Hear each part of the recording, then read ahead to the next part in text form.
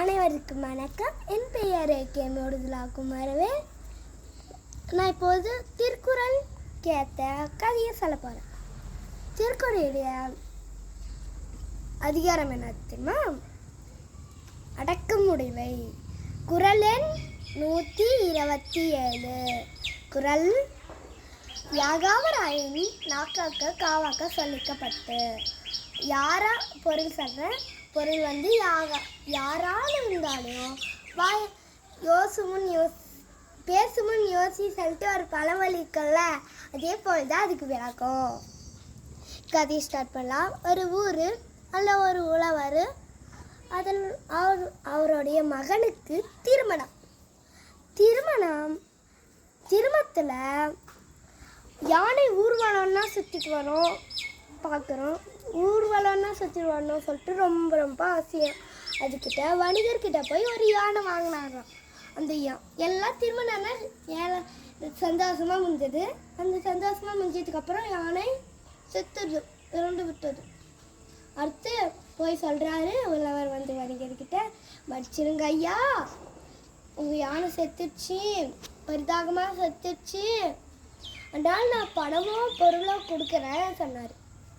அதுக்குன்னா கேட்காம வணிகர், பணமோ பொருளோ எனக்கு வேண்டாம், யானைத்தான் வேணும் எனக்கு அடம்பிச்சாரு. இப்போ திடீர்னு நம்ம நாய் கோழி என்ன செத்துன்னு நம்மளுக்கு சாகமாக தான் இருக்கும். திடீர்னு யானை செத்துட்டு வந்தால் அவருக்கு சாகமாக தான் இருக்கும் சொல்லிட்டு வந்து 2 பேரும் போகிறாங்க. இது மரியாதை ராமன் என்ற ஆசிரியர்கிட்ட போகிறாரு. போட்டோடனே சொல்கிறாரு, எல்லாம் நினச்சேன்னா சொல்கிறாரு. அடுத்து வந்து நான் சொல்கிற மாதிரி செஞ்சீங்கன்னா அது முடிஞ்சிட பிரச்சனை சொல்லிட்டு உழவர்கிட்ட சொன்னாங்க. என்ன சொன்னாரன்னா, வணிகரை நாளைக்கு உங்கள் வீட்டுக்கு வர சொல்லுங்க சொன்னார். அப்போ அதுவும் சொல்ல, அடுத்து வந்து அவர் வீட்டுக்கு வந்துட்டார். அதுக்கு பின்னாடி வீட்டு தள்ளும் போது முன்னாடி தானே போகும். அதுக்கு பின்னாடி பழங்காலத்து பானை. அடுத்து வந்து கதவு பின்னாடி பானையெல்லாம் அடுக்கி வச்சுட்டு இருந்தாங்க. பழங்காலத்து பானையெல்லாம் அடுத்து வச்சுருந்தாங்க முன்னாடி. அது வந்து தட்டினாங்க. வணிகர் வந்து தட்டினாரு. இதுமாதிரி தட்டுவாங்கல்ல. ஆனால் அதுக்கு லாக் பண்ணல. அந்த பானையோட வெயிட் இருக்குல்ல, அது வச்சதுனால பாரு டமான்னு தட்டுறாங்க. 2 பேரும் 2 கை அப்படியே தட்டுறாங்களா, பானையெல்லாம் வாங்கி போயிடுது. தந்துடுச்சுல்ல, அதை பார்த்துட்டாரு. ஐயோ உழவர் ஐயோ பழங்காலத்துலேருந்து நாங்கள் பாதுகாத்து வச்சுருக்கோம், இப்படி உடச்சிட்டிங்களே சொல்லிட்டு உழவர் சொல்கிறாங்க. ஐயோ சொல்லிட்டு சோகமாக இருக்காங்க.